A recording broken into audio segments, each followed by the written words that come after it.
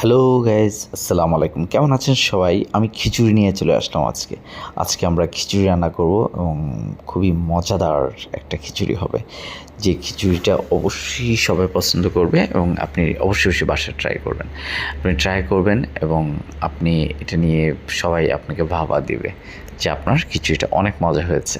তো এর জন্য আমাকে যেটা করতে হবে, ২ কাপ পরিমাণ মুগ ডাল নিতে হবে ফার্স্টে। মুগ ডালটা আমরা এটা ফ্রাই করব। একটা ফ্রাই প্যানে নিয়ে এটা অনেকক্ষণ ভাজতে হবে। ভাজার পর দেখব যে এটা যখন একটু বাদামি কালার চলে আসবে তখন আমরা এটাকে নামিয়ে রাখবো ঠান্ডা হওয়ার জন্য। অবশ্যই খেয়াল করতে হবে যেন এটা কালচে না হয়ে যায়, বাদামটা বেশি ভাজা যেন না হয়ে যায়, এটা অবশ্যই খেয়াল রাখতে হবে কালচে যেন না হয়। তো এরপর এটা রেখে দিব। এরপর শুরু হচ্ছে আমাদের মসুরির ডাল, যেটা নিতে হবে হচ্ছে ১ কাপ পরিমাণ। ১ কাপ পরিমাণ মসুরির ডাল নিয়ে এটা ভালোভাবে ধুয়ে নেব। মসুর ডালটা ধুয়ে এটা ভিজিয়ে রাখতে হবে, ভালোভাবে ধুয়ে এটা ভিজিয়ে রাখবেন। এবং আপনি চাইলে চাউলের সাথে আপনি একসাথে ধুয়ে ফেলতে পারেন। তো আমি আলাদাভাবে ধুচ্ছি। এরপর হচ্ছে চাউলটা হচ্ছে আমি বাসমতি চাউলটাই নিচ্ছি। আপনি চাইলে আদার্স চাউলও নিতে পারেন। বাসমতি চালটাতে মানে রাইসটা একটু বড় হওয়াতে সেটা ভালো লাগে আমার কাছে। এটা হচ্ছে যেমন চিনি গুঁড়াটাও এটার সাথে খুব ভালো যায়। চিনি গুঁড়া চাউলও আপনি খিচুড়ির জন্য খুবই ভালো হয়। তো আপনি চাইলে চিনি গুঁড়ো চালও ১ কেজি পরিমাণ নিয়ে নিতে পারেন। মানে ১ কেজি হয় বাসমতি না হয় চিনি গুঁড়া। যেকোনো একটা চাউল আপনি ইউজ করতে পারেন আপনার খিচুড়ির জন্য এবং তার ফ্লেভারটা খুব ভালো আসে। তো আমি আজকে বাসমতি নিয়েই আমি কাজ করতেছি, মানে বাসমতি চাউল নিয়েই হচ্ছে রেসিপিটা করতেছি। তো এর জন্য ফার্স্টে আমি হচ্ছে একটা কড়াইতে তেলটা গরম করতে দিব, যেটা তেলের পরিমাণ আমি নিয়েছি অনলি ২০০ ml এর মতো। ২০০ ml হচ্ছে তেল, যেটা নিয়ে তেলটা গরম হওয়ার জন্য অপেক্ষা করছি। তেলটা গরম হয়ে যাওয়ার পরে আমাদেরকে যেটা করতে হবে যে তেলটা দেখব যে ভালোভাবে গরম হয়েছে কিনা। এরপর হচ্ছে আমরা এক এক করে যে মশলাগুলো দেওয়া শুরু করব। যে মশলাগুলো কষাতে হবে।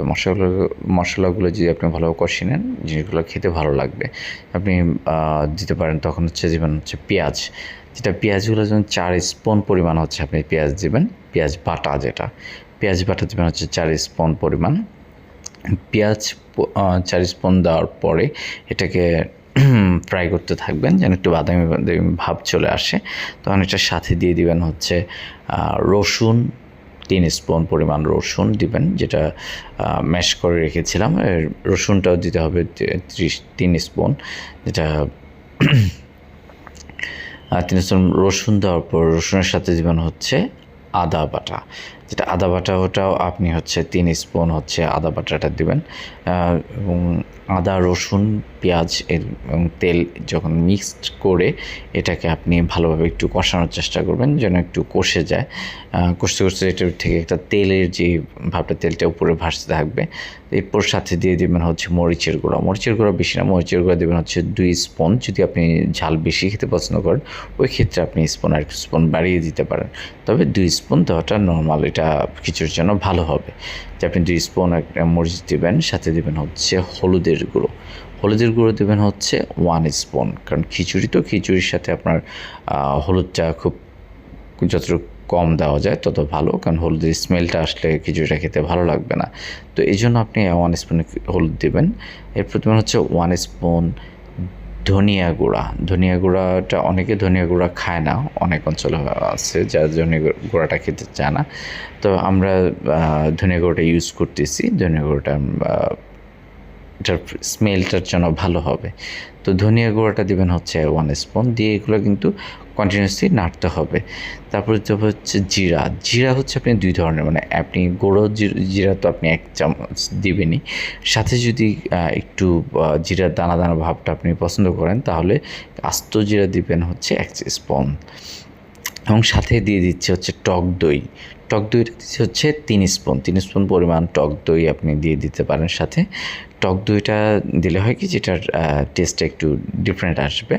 টক দই এবং সাথে দিবেন হচ্ছে লেবুর রস 2 স্পুন লেবুর রস দিবেন, অনলি লেবুর রস 2 স্পুন দিয়ে, এবং ভালোভাবে এটা কষাতে হবে। মশলাটাকে ভালোভাবে যখন আপনি কষিয়ে ফেলবেন, কষতে কষতে তখন এটার মধ্যে দিয়ে দিবেন হচ্ছে তেজপাতা। তেজপাতা 3 পিস দিলে হবে, 3-4টা আপনি দিতে পারেন, তো আমি 3 পিস দিচ্ছি। তো 3 পিস হচ্ছে তেজপাতা দিয়ে দেবো, যেন এটা মশলার তেজপাতার যে একটা স্মেল, ওই স্মেলটা যেন আসে।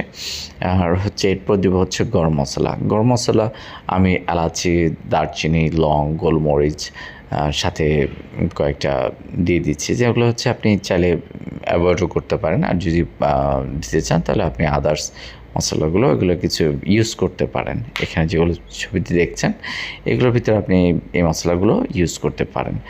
এটা হচ্ছে আপনার টেস্টের উপরে, স্মেলের উপর যে আপনি নিতে পারবেন কিনা স্মেলগুলো। এরপর হচ্ছে যেমন কাঁচামরিচ, 4-5টা কাঁচামরিচ দিয়ে দেবেন, তাহলে হচ্ছে এটার একটা ফ্রেশ একটা স্মেল আসবে, ঝালের ফ্রেশ ঝাল। এর জন্য 4-5টা কাঁচামরিচ দিয়ে দিচ্ছি আমি সাথে। তো এতে বুঝতে পারতেছেন যে অনেক ইয়াম্মি হবে, এটা আমি গ্যারান্টেড দিয়ে বলবো। আপনি এই যেভাবে ফলো করে খিচুড়ি রান্না করেন খুবই ভালো হবে। তো এভাবে দিয়ে এটাকে খুব ভালোভাবে নাড়তে হবে। নেড়ে যেটা করতে হবে, আমাদের নাড়া শেষ হয়ে গেলে যখন যে মশলাটা একটু কষে আসছে, আমাদেরকে দিতে হবে হচ্ছে সাথে ওই যে খিচুড়ির যে মশলা বা খিচুড়ি এবং ডাল, মুগ ডাল এগুলা যে দিয়েছিলাম ওগুলো মিক্স করতে, মুগ ডালটা ভালোভাবে মিক্স করে নিতে, ফার্স্টে মিক্স করে এটাকে একটু কষিয়ে নিতে হবে। মুগ ডালটা কষানোর পর আমরা খিচুড়ির ডাল এবং চাউল যেটা মিক্স করেছিলাম ওগুলো আমরা মিক্স করে ফেলবো। ওইটা মিক্স করে এটাকে কন্টিনিউয়াসলি নাড়তে হবে। নাড়তে নাড়তে এর ভিতরে আমরা পানি দিয়ে দেবো।